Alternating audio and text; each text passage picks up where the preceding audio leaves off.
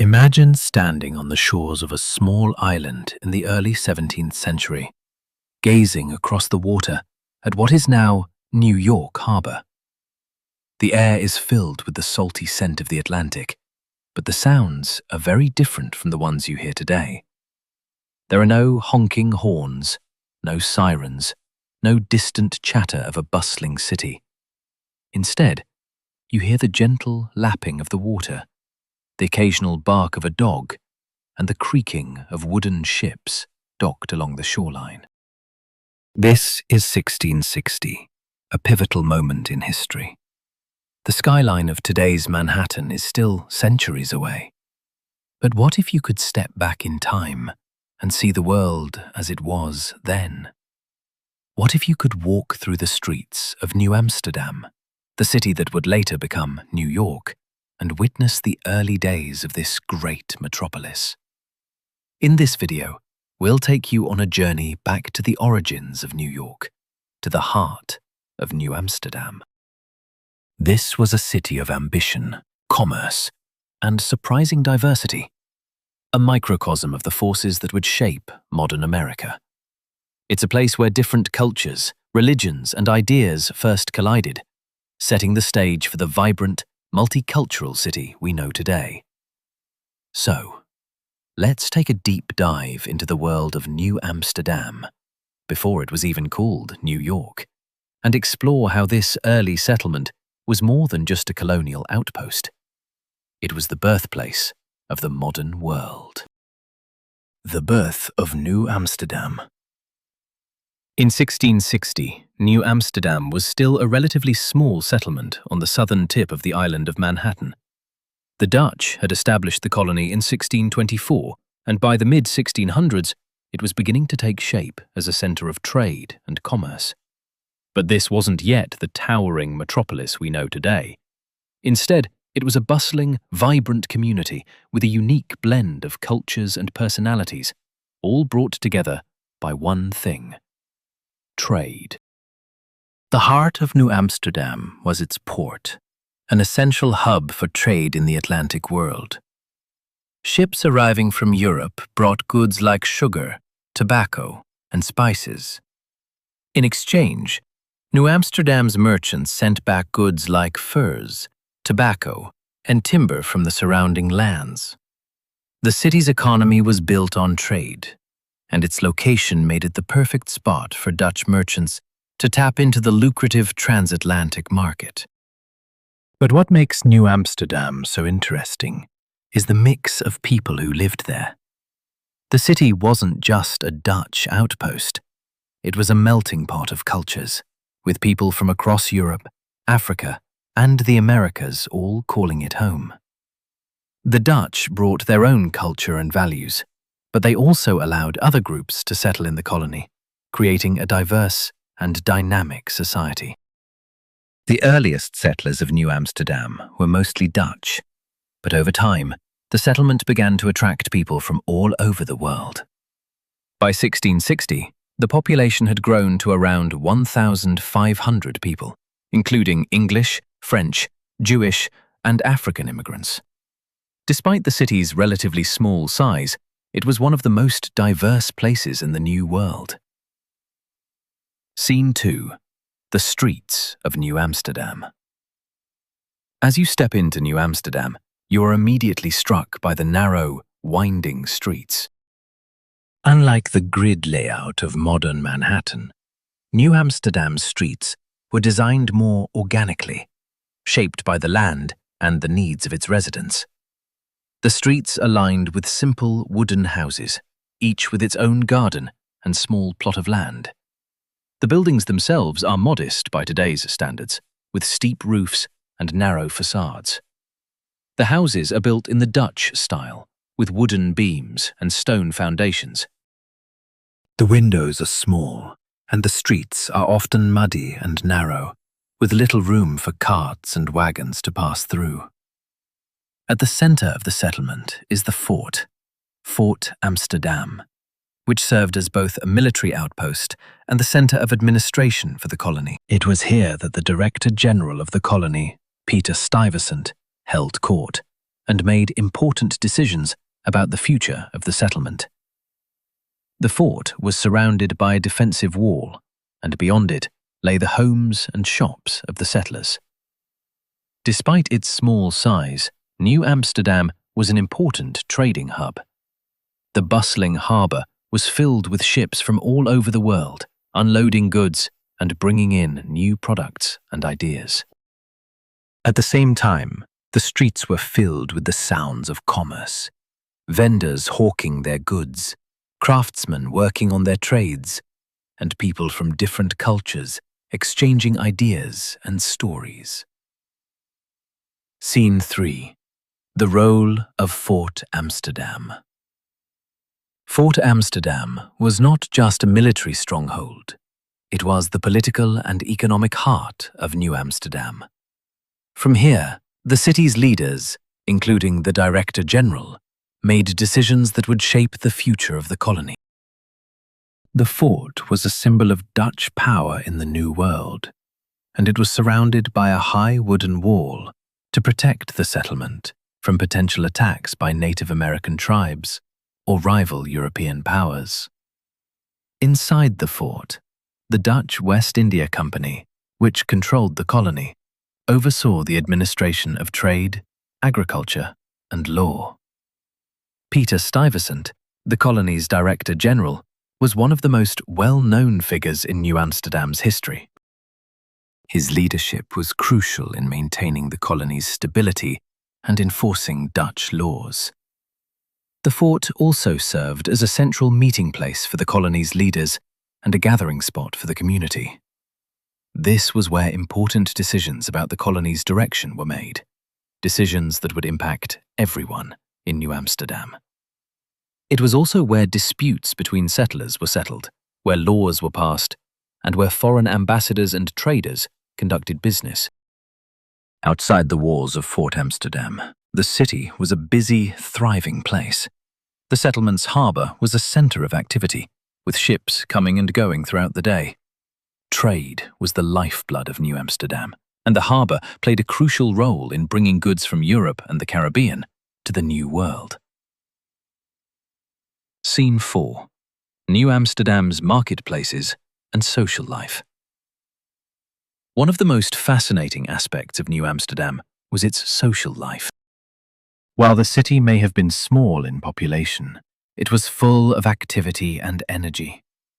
The marketplace, located just outside the fort, was the centre of commerce and social interaction in the colony. Here, settlers could buy and sell goods, exchange news, and interact with people from all walks of life. In the marketplace, you would find merchants selling goods from around the world, spices from the East Indies, furs from the New World, and textiles from Europe. The market was a place where people could barter, negotiate, and trade, and it was one of the few places where people from different backgrounds could interact. Alongside the marketplace, the streets were lined with taverns and inns where settlers gathered to relax, socialize, and discuss the events of the day. In these taverns, you could hear a variety of languages being spoken: Dutch, English, French, and even African languages, as slaves were brought to the colony to work on farms and in the city's growing economy. The tavern was not just a place to drink. It was also the social centre of New Amsterdam. It was where people went to hear the latest news, exchange gossip, and meet new people. The taverns of New Amsterdam were lively, filled with conversation, music, and laughter. They were an essential part of the colony's social fabric, helping to build the sense of community that was so important in this early settlement. Scene 5. The diverse society of New Amsterdam. New Amsterdam was one of the most diverse cities in the world at the time. While the majority of the population was Dutch, the colony attracted people from all over Europe, as well as enslaved Africans brought to the settlement to work. The social fabric of New Amsterdam was composed of people from a variety of backgrounds, including English, French, Jewish, African, and Native American. In 1654, a group of Jewish refugees arrived in New Amsterdam, fleeing persecution in Brazil. Despite opposition from Peter Stuyvesant, the Dutch West India Company allowed the Jewish community to stay, marking the beginning of the city's long history as a multicultural metropolis. The Jewish community in New Amsterdam would go on to play a significant role in the colony's economic and social life. In addition to the Jewish community, New Amsterdam also had a sizable African population. Enslaved Africans were brought to the colony to work on farms, in households, and in the growing city. While slavery was legal in New Amsterdam, it was not as widespread as it was in other parts of the New World. However, enslaved Africans still made up a significant portion of the colony's labor force. Scene 6. The Dutch influence on New Amsterdam. The Dutch, who established New Amsterdam as a commercial outpost of the Dutch West India Company, left an indelible mark on the settlement's architecture, culture, and economy. In 1660, you could see the influence of the Dutch everywhere, from the architecture to the language to the very way people conducted business.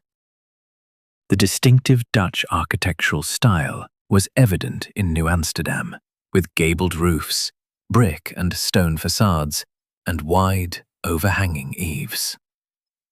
The city's buildings were constructed in a utilitarian manner, designed for functionality rather than extravagance, but there was a distinct European charm. These buildings were often arranged along narrow streets, which led to the famous small-town feel of the city. You might also notice how the Dutch created a culture of commerce that permeated every aspect of life. From the bustling harbour to the busy marketplaces, everything was centered around trade. The Dutch believed in a thriving, competitive market system, and their presence in New Amsterdam reflected that. Goods flowed freely through the port, connecting Europe, Africa, and the Americas. Whether it was fur, tobacco, or timber, the Dutch knew how to capitalize on the wealth of the New World, and their influence over New Amsterdam's economy was unquestionable. Dutch culture and religion also shaped the city. Though Protestant, the Dutch settlers practiced a much more tolerant form of religion compared to other European colonies. This led to a relatively open society where different faiths were able to coexist.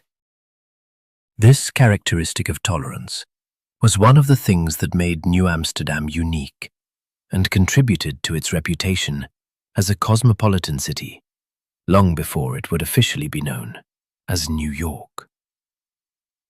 Scene 7. Native American relations and the land. While New Amsterdam was growing rapidly, the Dutch settlers had to contend with the land they had claimed. The island of Manhattan, the heart of the city, was home to the Lenape people, a Native American tribe who had lived in the region for centuries. The arrival of the Dutch settlers brought both opportunity and tension. The Dutch were initially interested in establishing peaceful relations with the Lenape, and trade between the two groups flourished. The Dutch traded tools, weapons, and other goods for furs and food, creating a mutually beneficial relationship for a time. However, as more settlers arrived and the demand for land grew, tensions began to rise.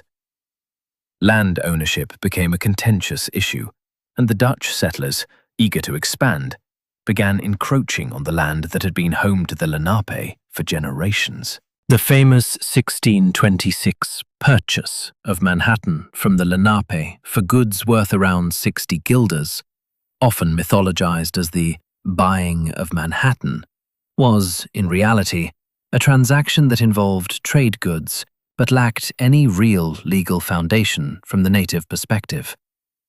By the time of the 1660s, as New Amsterdam grew and more Dutch settlers began to establish farms and homes outside the city, conflict between the Dutch and the Lenape became more common.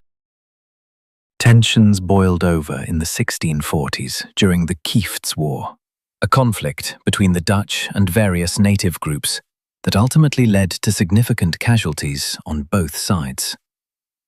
Despite these conflicts, the influence of the Lenape people remained in the area, with names of places like Manhattan and Harlem remaining as lasting legacies of the region's indigenous heritage.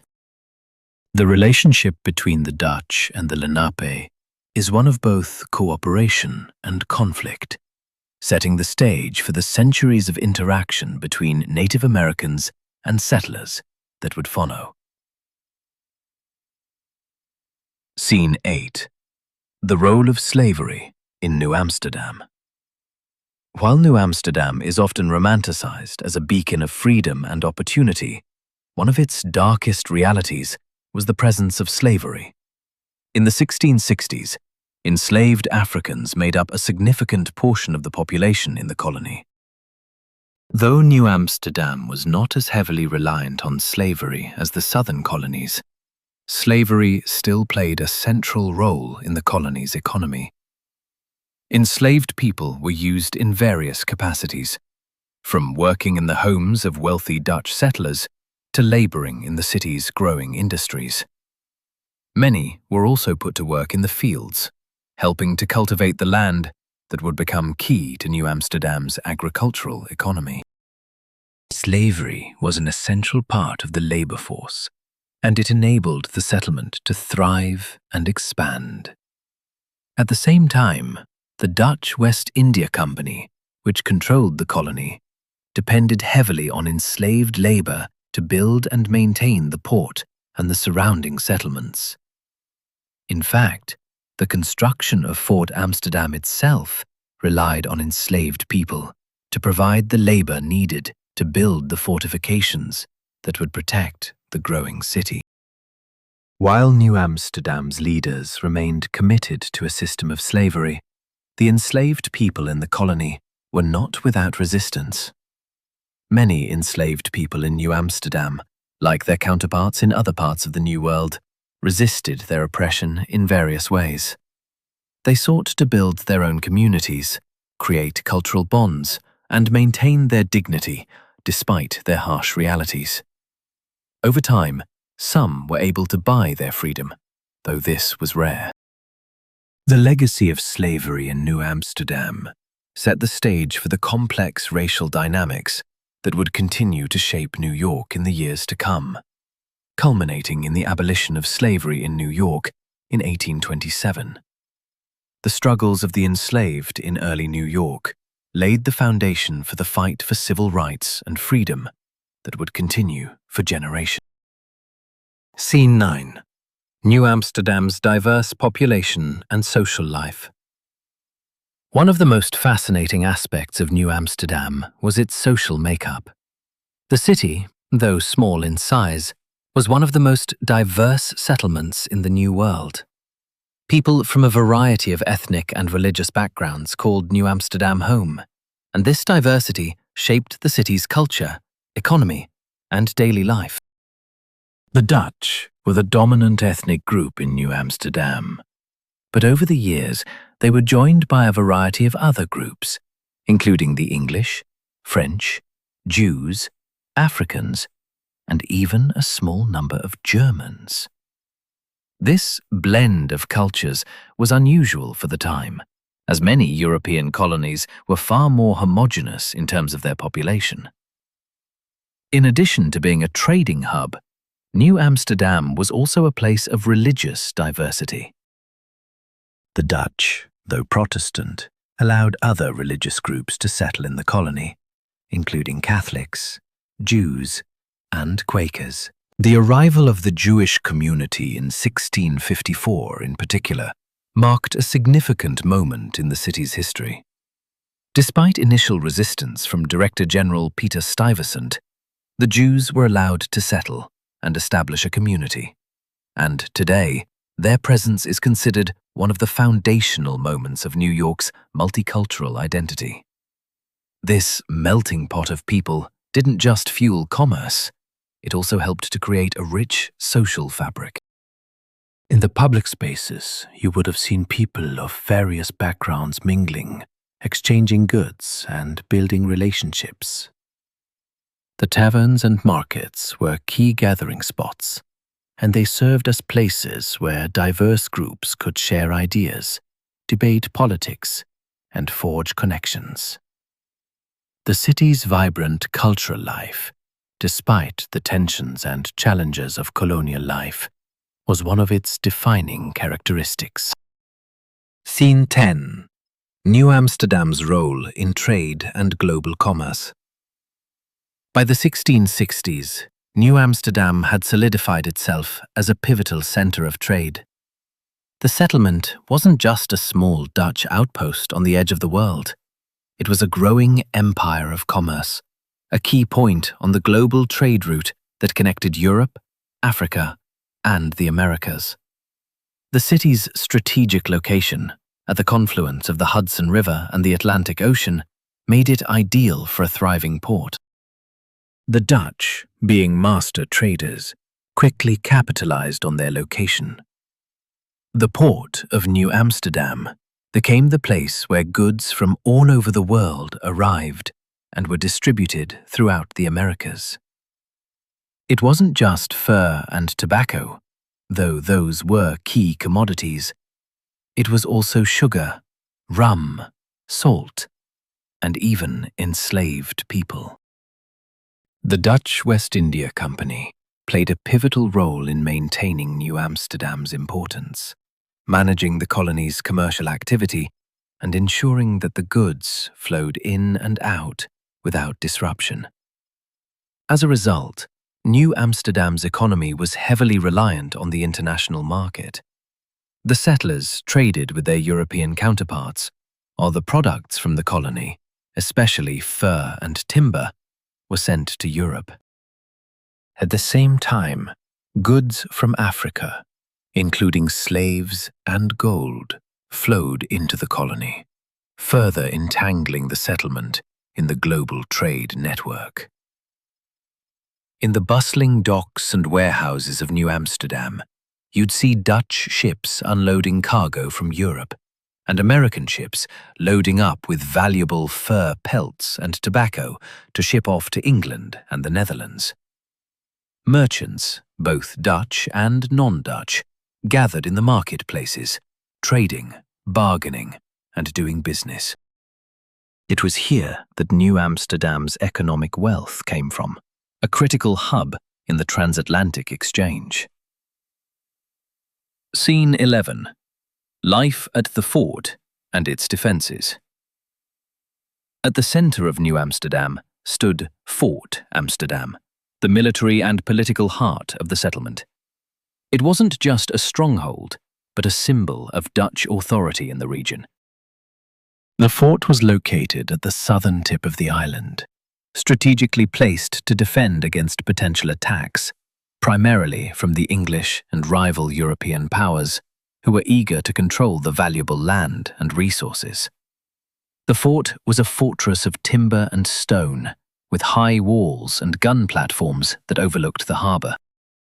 Inside the fort, a small garrison of soldiers protected the settlement, and the fort served as the seat of the Director General, Peter Stuyvesant, who was the colony's governor. Stuyvesant, a man of strong will and authority, often clashed with both the settlers and other European powers, but he remained a central figure in New Amsterdam's administration. In the fort, the Dutch West India Company's leadership conducted its operations, making key decisions that affected not only the city, but the entire colony. It was in this fortress where the fate of New Amsterdam was decided, whether it would grow into a powerful Dutch city or remain just a small trading post on the edge of the New World. Despite its importance, the fort wasn't just a military structure. It was also a political one. For the settlers, it was a place of governance, where laws were made, disputes settled, and decrees issued. However, the fort's strategic location made it a point of tension between the colony's citizens and the West India Company. The people of New Amsterdam didn't always agree with Stuyvesant's authoritarian rule, especially his strict policies regarding trade, religious tolerance, and relations with the Native American tribes. Scene 12. The economy of New Amsterdam, a hub of commerce and innovation. At its core, New Amsterdam was a place of opportunity. While the city was governed by strict Dutch laws and policies, it was also a place where people could come to escape oppression and try to carve out a new life.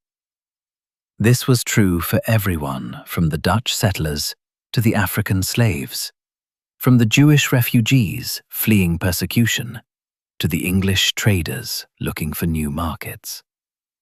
The economy of New Amsterdam was built around trade, but it wasn't just about goods, it was about the people who traded them.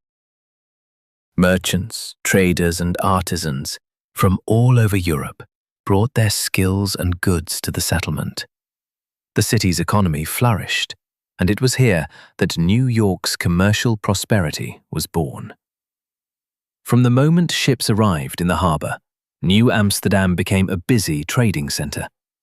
The settlers were deeply involved in the shipping industry, and the city soon became known for its skilled shipbuilders. In the shipyards, massive wooden vessels were constructed, ready to sail across the Atlantic or into the Caribbean. The success of New Amsterdam's port relied heavily on these ships, which brought in valuable resources from around the world. The local industries, like timber and fur production, also played key roles in the economy. The Dutch settlers established trading posts with Native Americans, primarily to obtain fur pelts, which were in high demand in Europe. These trading relationships helped create a steady flow of goods into the city, fueling the colony's growth. Beyond trading goods, New Amsterdam also established itself as an innovator in commerce. In 1653, the first public market was established, offering everything from fresh produce to spices, cloth, and tools. The market became the heart of the city, with settlers trading goods and services in an open-air marketplace. Here, business was conducted with the same level of activity and excitement as any modern-day stock exchange. The economy of New Amsterdam was fast-paced, dynamic, and interconnected, setting the stage for the future financial powerhouse that New York would become. Scene 13. Social life in New Amsterdam, a melting pot of cultures. Despite being a relatively small settlement, New Amsterdam was one of the most diverse communities in the New World.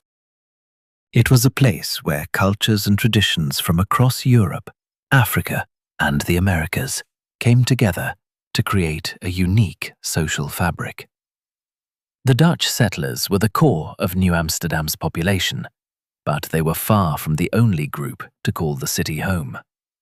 The colony quickly became a melting pot, attracting French Huguenots, English, Germans, and Jews, all seeking refuge and opportunity in the New World. The diverse population made New Amsterdam an incredibly dynamic place, where different languages, religions, and customs collided and intertwined. The presence of the Jewish community in New Amsterdam is particularly noteworthy.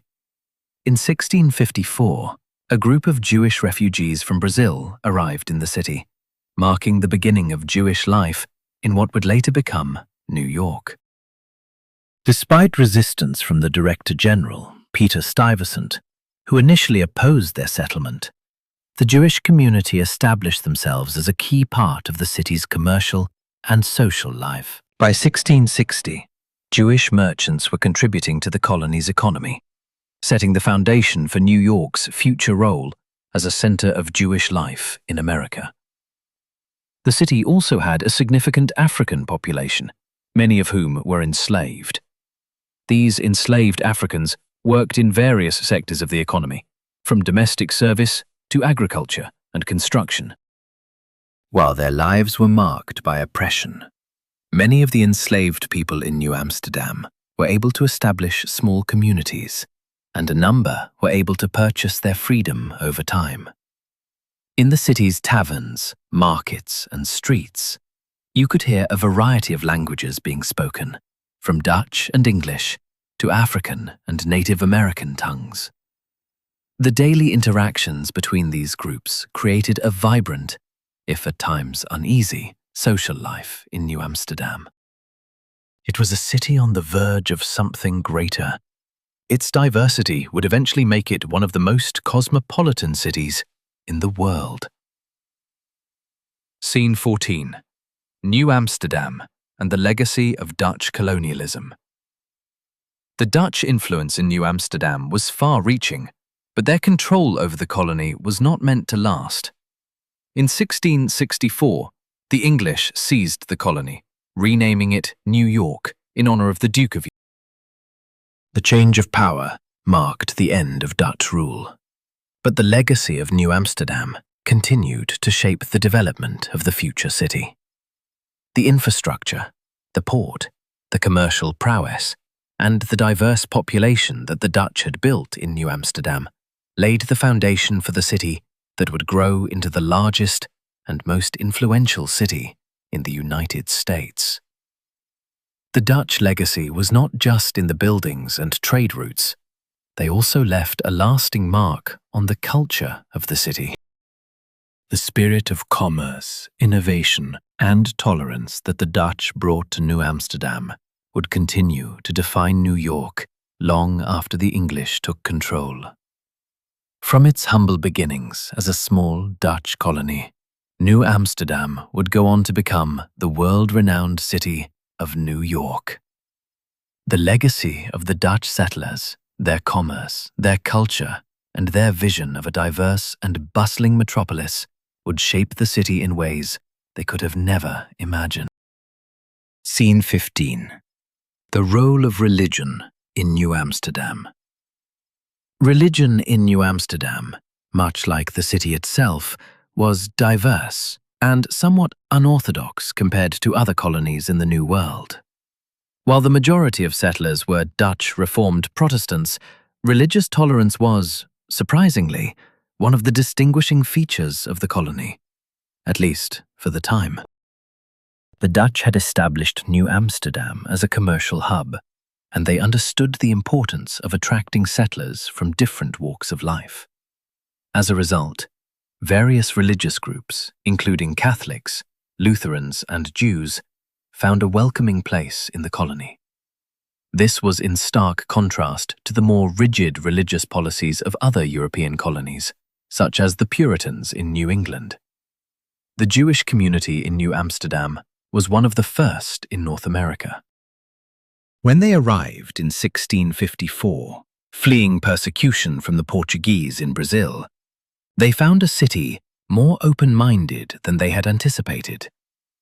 Despite initial resistance from the colony's Director General, Peter Stuyvesant, who had objections to allowing Jews to settle, the city's leadership ultimately agreed to allow them to remain. This moment marked the beginning of a long-standing Jewish presence in New York, one that would continue to thrive in the centuries to come. Beyond the Jewish community, New Amsterdam also housed a significant number of other religious minorities. Quakers, who were persecuted in England, found refuge here, and Catholic settlers from France, Spain, and Italy also made their homes in the colony. These groups lived side by side, practicing their faiths with relative freedom compared to the religious conflicts in Europe. This religious diversity made New Amsterdam a cultural experiment in freedom of religion, though it wasn't without its tensions. The Dutch believed in the right to practice one's faith, but also demanded a certain level of conformity, particularly in public conduct. Despite occasional clashes, religious coexistence would play a major role in shaping the future of New York, where different faiths would continue to thrive together. Scene 16. The influence of Dutch governance and Stuyvesant's authority. At the heart of New Amsterdam's early governance was the strong leadership of Peter Stuyvesant, the Director General of the colony. He served from 1647 to 1664, and during his tenure, New Amsterdam expanded, but it also experienced political friction and internal struggles. Stuyvesant, a man of strong convictions and authoritarian rule, was deeply committed to the Dutch West India Company's interests in the New World. His leadership was pivotal in maintaining order and discipline within the settlement, yet he was often seen as a tyrant by the settlers. Stuyvesant's authoritative nature contrasted sharply with the more lenient approach that many settlers had come to expect. His attempts to impose strict religious and social controls were not always met with enthusiasm by the diverse communities that had already settled in New Amsterdam. One of the most significant aspects of Stuyvesant's rule was his attempt to maintain Dutch control over the settlement. He struggled with both the indigenous populations and the English, who were encroaching on the region's valuable trade routes. The Director General had a deep suspicion of the English, whose expanding colonies posed a direct threat to Dutch interests in the Americas. His greatest challenge came in 1664, when the English Navy arrived to seize New Amsterdam. Despite his efforts to rally support and defend the city, Stuyvesant was forced to surrender without a fight, marking the end of Dutch control. Ironically, this led to the colony being renamed New York after the Duke of York, who had commanded the English forces. Stuyvesant's fall from power marked a significant shift in the political landscape of the region, but his legacy of strong leadership and his vision for New Amsterdam would remain influential for years to come. Scene 17. The impact of English rule and the transition to New York. In 1664, the English takeover of New Amsterdam was complete. The city's name was changed to New York in honor of the Duke of York, the brother of King Charles II of England. The peaceful yet reluctant surrender of New Amsterdam marked the beginning of a new era for the colony, one that would be marked by English control, but still retain many aspects of its Dutch character. Under English rule, New York grew rapidly, but the city's commercial vitality, established during Dutch governance, remained intact. The English brought their own style of governance, which included a more hierarchical structure compared to the Dutch. However, the legacy of Dutch trade, social tolerance, and even the architecture, with its narrow streets and gabled houses, remained a hallmark of the city. The English expanded the city's territory and continued to encourage trade with both Europe and the Caribbean. The bustling harbor of New York grew into one of the busiest ports in the Atlantic world, as the Dutch had hoped, though now under English oversight. Despite the English-imposed political system, New York retained its multicultural character. The influx of settlers from diverse backgrounds, ranging from Europeans to Africans, Native Americans to Jews, continued to shape the city's identity. Even as English laws began to take precedence, the city's pluralism remained a fundamental feature. Scene 18. The rise of the African and indigenous populations. An often overlooked but critical aspect of New Amsterdam's history is the role of enslaved Africans and indigenous peoples in shaping the early history of New York. Both groups were integral to the city's growth and its economy, though their lives were marked by subjugation and hardship. Enslaved Africans were brought to New Amsterdam in the early 17th century, mainly to work in the homes of settlers, on farms, and in the city's industries.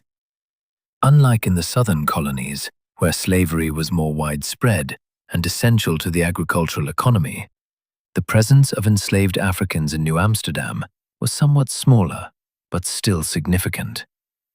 These individuals formed the foundation of what would become New York's African American community.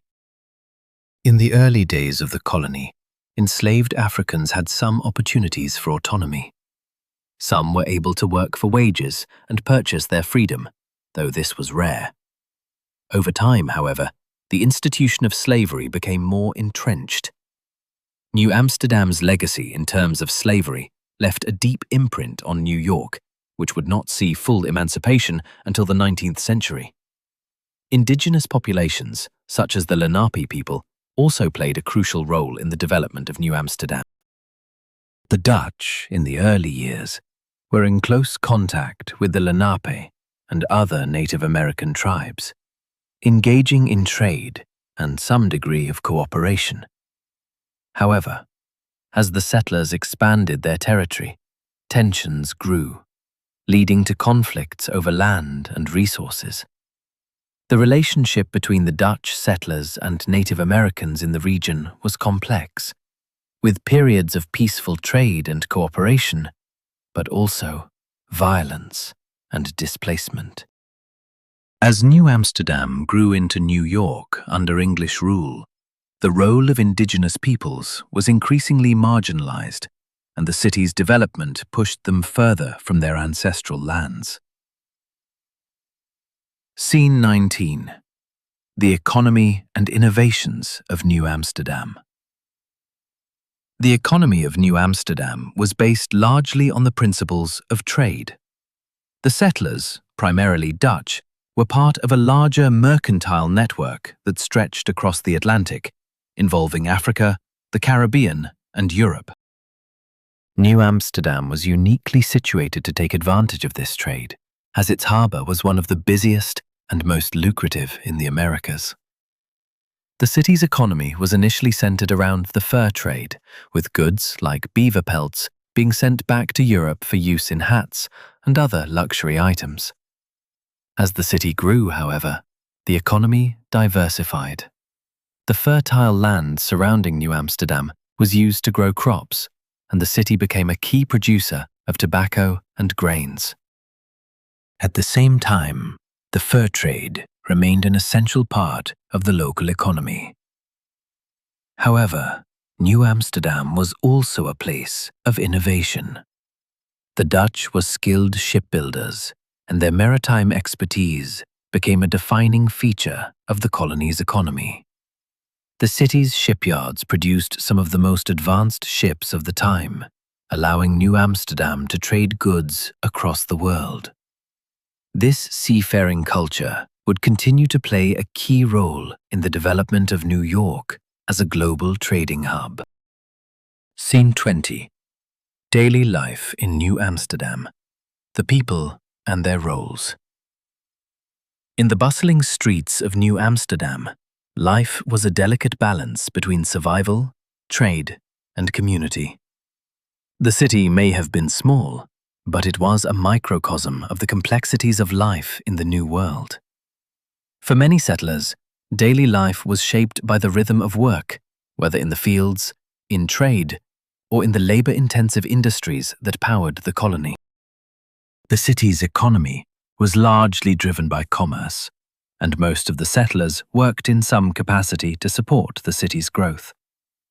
Merchants and traders were the backbone of New Amsterdam's economic prosperity.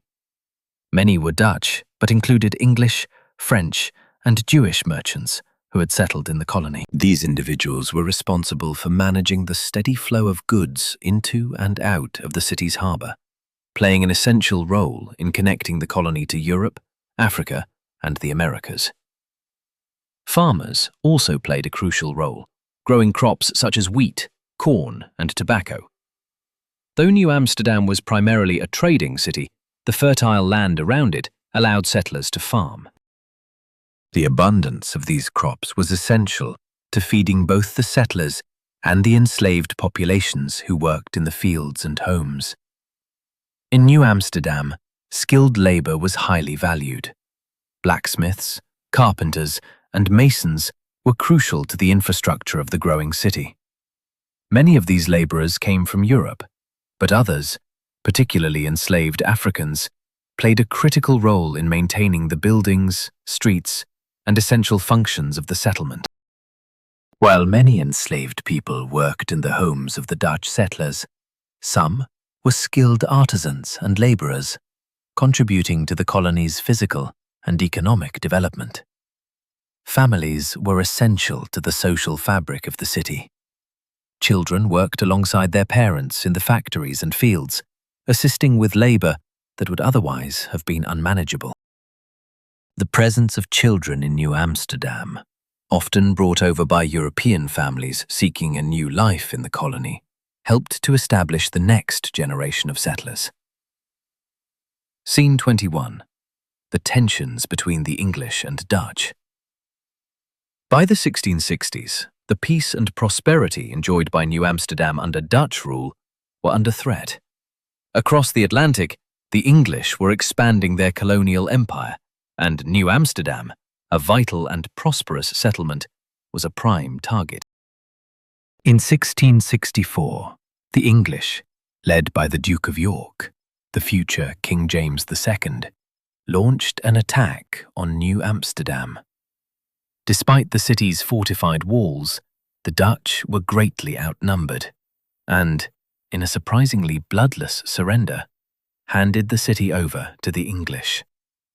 The Dutch West India Company had overestimated their ability to hold the settlement, and Director General Peter Stuyvesant was forced to relinquish control. This was the beginning of the end for Dutch rule in the New World. Although the Dutch had laid the foundation for a thriving port city, their inability to defend it meant that the colony was now under English control. The English renamed the settlement New York in honor of the Duke of York, and they quickly set about establishing a new order in the city.